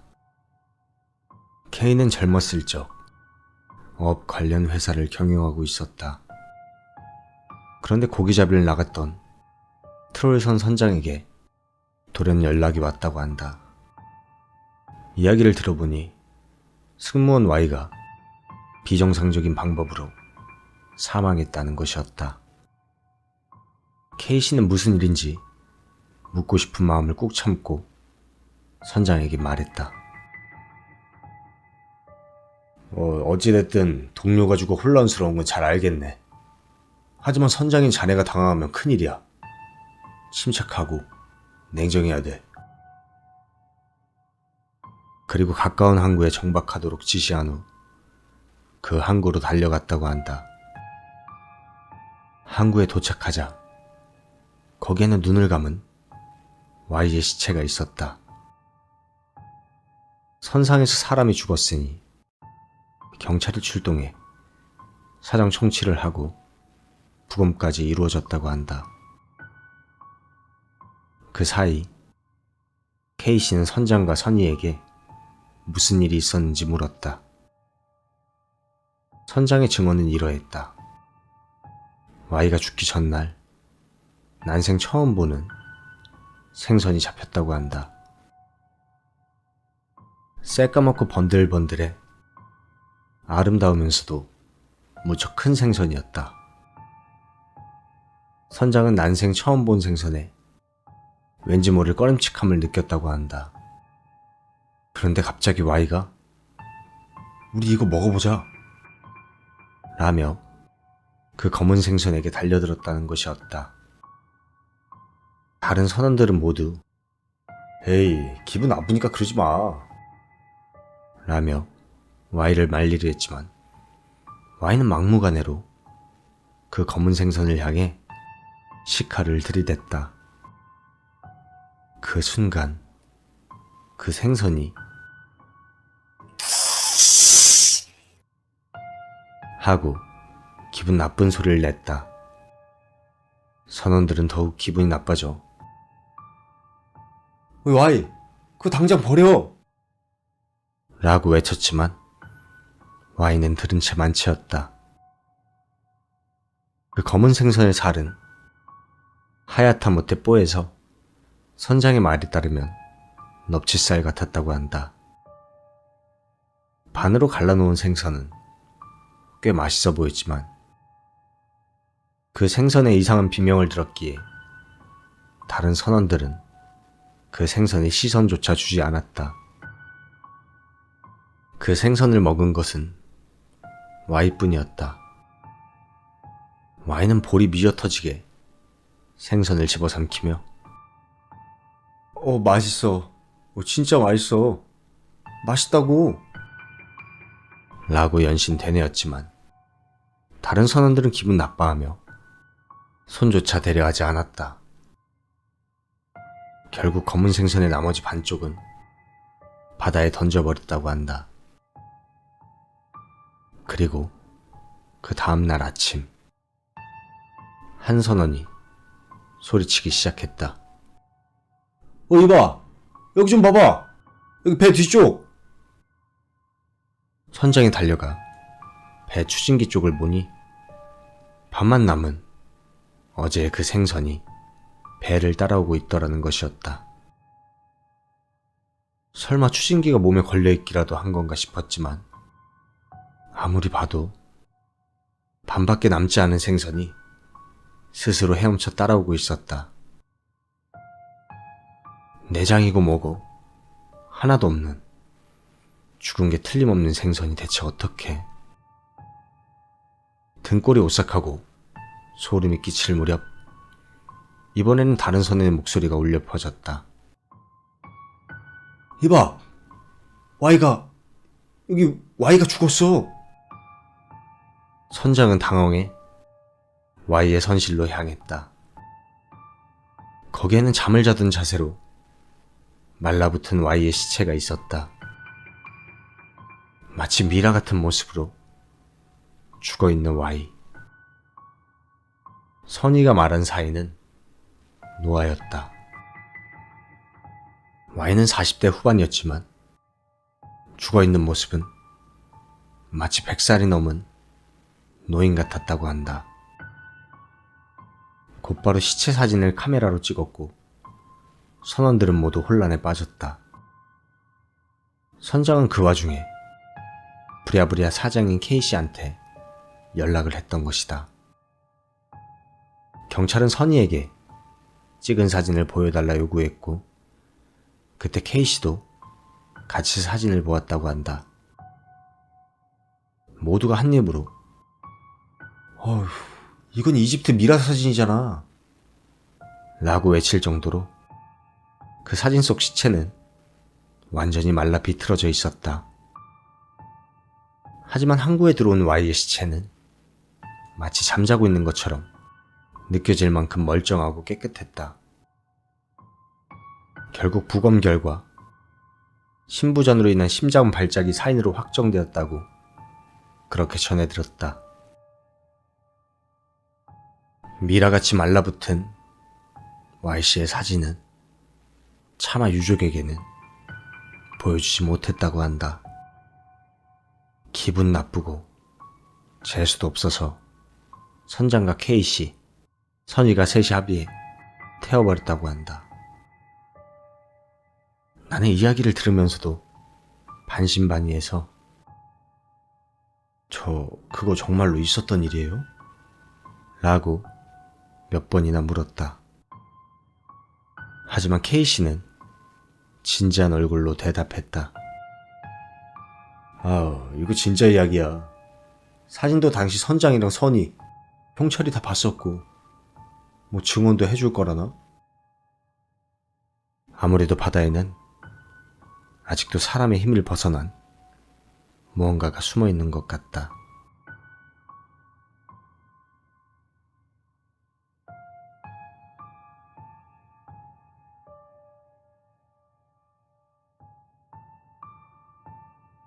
나는 우연히 나와 같은 취미를 가진 사람들이 올려둔 이야기들을 읽게 되었다. 마침 나도 비슷한 체험을 한 적이 있어 이야기를 꺼내보려 한다. 나 역시 저 이야기들을 올린 사람들과 취미가 같았다. 한밤중에 집안에서 밖을 바라보는 것이다. 우리 집은 삼거리 모퉁이에 자리 잡고 있기에 앞으로 쭉 뻗어나가는 길을 바라보고 감상하는 게 내 취미였다. 길에는 가로등이 점점 이어지고 스포트라이트처럼 골목을 비추는 가로등 불빛 아래 광경을 보며 능글맞게 웃곤 했다. 이런 음침한 취미를 가진 터이니 당연히 성격은 소심하다. 집 2층에서 밖을 살피는 모습이 들키지 않도록 커튼을 치고 그 틈새로 내다보곤 했다. 물론 내 그림자조차 들키지 않게 방의 불도 전부 다 끄고서. 객관적으로 써놓고 보니 내가 생각해도 꽤 기분 나쁜 광경이다. 그날 역시 나는 평소처럼 밖을 내다보고 있었다. 문득 전봇대 바로 옆에 웬 여자가 멈춰 서 있는 게 눈에 들어왔다. 여자는 내게 옆모습을 보이며 전봇대에 글자 같은 걸 쓰고 있는 듯 했다. 신경이 쓰여 쌍안경을 꺼내 손에 들고 바라보고 있었다. 하지만 여자가 뭘 쓰고 있는지는 도저히 알 수가 없었다. 문득 여자의 얼굴로 방향을 돌렸다가 나는 숨이 턱 막혔다. 눈이 마주쳤던 것이다. 전봇대까지는 꽤 거리가 있었던 데다 나는 커튼 뒤 그늘에 숨어 있었다. 바깥에서 나를 알아차리는 건 불가능할 터였다. 처음부터 내가 여기 있었다는 걸 알고 있는 게 아니라면. 꽤 당황하면서도 나는 여자가 나를 눈치채지 못했을 것이라 그렇게 여기고 있었다. 시선이 마주친 것 같지만 우연히 여자가 우리 집 쪽을 바라보고 있을 뿐이라고. 하지만 바로 그 순간 여자는 양손을 둥글게 말아 눈앞에 가져다 댔다. 마치 쌍안경처럼 다 보여. 들리진 않았지만 입모양은 분명히 그렇게 말하고 있었다. 순간 온몸에 소름이 끼쳐 나는 바로 창가에서 멀어졌다. 온몸에 소름과 식은땀 투성이었다. 나는 잠시 안정을 되찾고 다시 서서히 커튼 틈으로 창밖을 살폈다. 하지만 여자는 사라진 후였다. 그날 이후 나는 한밤중 창밖으로 바라보는 일을 그만두게 되었다.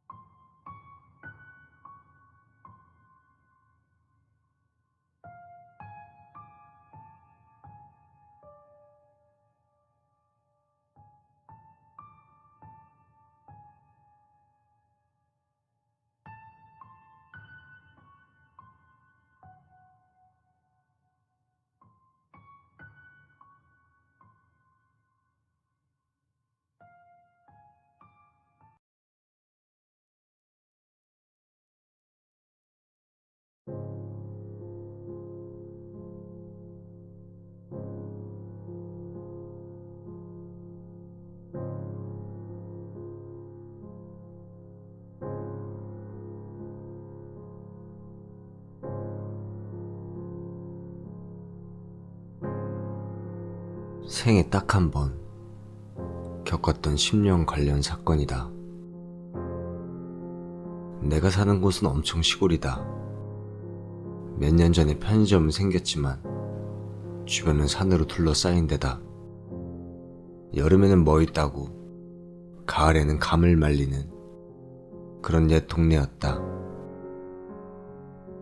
자동차 한 대 지나갈 너비의 길 옆에는 죄다 논이었다. 그렇게 논과 밭 한가운데 우리 집이 있다. 상당히 뜰이 넓어서 텐마루에는 햇빛이 기분 좋게 내려온다. 초봄에는 정말 따뜻하고 기분 좋은 곳이지. 날이 따뜻해지면 할머니가 거기 앉아 다 같이 다과를 즐기곤 했다. 그런데 언제부터인지 뜰에 자주 고양이가 찾아오게 되었다. 한 마리가 아니라 여러 마리가. 점박이도 있었고 새 색깔 털이 섞인 그런 고양이도 있었다. 할머니는 며칠째일 때면 고양이들에게 먹이를 던져주곤 하셨다. 그런 풍경을 나는 당연하다고 생각했다. 가족들도 고양이를 쫓아내거나 목걸이를 채워 집고양이로 삼으려 그런 행동은 하지 않았다. 그저 호랑이라던가 점박이라던가 이름을 붙여 바라볼 뿐이었다. 고등학교를 졸업한 뒤 머리가 좋지 않았던 나는 그대로 지역 식품회사에 취직했다. 집에서 차로 5분 거리인 데다가 직장 환경도 좋았다. 우리 회사는 가다랑어포 가루와 매일같이 잔뜩 나온다. 어느 날 내가 그 가루를 가지고 돌아오니 할머니는 무척 기뻐하셨다. 고양이는 가다랑어포를 정말 좋아하니까 분명 기뻐할 게다. 다음 날부터 작은 도자기 그릇에 할머니가 가루를 올려두면 고양이들이 핥아먹게 되었다. 어느덧 할머니는 80을 넘으셨다. 옛날에는 자전거를 타고 쇼핑도 가시고 노인정에서 회의가 열리면 꼭 나가셨는데 어느새인가 집에만 머무르게 되셨다. 매일 얼굴을 마주보기에 무심코 넘어갔지만 자세히 보다 보면은 뺨은 홀쭉하고 손에는 혈관이 선명했다. 그런데도 할머니는 매일같이 고양이 먹이 주는 것만은 절대로 잊지 않으셨다. 할머니가 지쳐서 이불 밖으로 나오지 못하시는 날에는 나나 어머니가 먹이를 주었다. 재작년 여름 내가 직장에서 쓰레기를 버리러 밖에 나왔을 때였다. 할머니가 줄곧 쿠로라 부르던 고양이가 쓰레기 버리는 곳에 있었다. 땅에서 뒹굴거리는 걸 정말 좋아하고 자주 먹이를 먹으러 오는 칠칠치 못한 인상의 고양이였다. 언제나 귀찮은 듯한 얼굴을 하고 있지만 어딘가 미워할 수 없는 녀석이다. 나는 마음속으로 쓰레기 냄새를 맡고 왔구나 싶어 조금 웃었다. 언제나 집에서 만나던 쿠로를 직장에서 만나게 되니 왠지 신선하고 조금 기뻤다. 쿠로는 나를 바라보더니 아장아장 다가왔다. 그리고는 쓰레기 봉투를 손에 든 내 앞에서 등을 쫙 펴고 앉았다. 평소라면 발밑에 바짝 다가와 먹이를 달라고 조르던 쿠로가 마치 경례라도 하는 듯 앞발과 귀를 세우고 나를 바라본다. 그런 쿠로의 모습은 여태까지 본 적이 없었다. 울지도 않았고 침도 흘리지 않았고 그저 내 눈을 바라보았다. 쿠로가 전하려던 건 그리 어려운 말이 아니었다. 받아들이고 싶진 않지만 언젠가는 찾아오고야 마는 것. 나는 어른이 되고 처음으로 울었다. 고무장갑을 벗고 눈시울을 눌러도 눈물은 자꾸 흘러나왔다.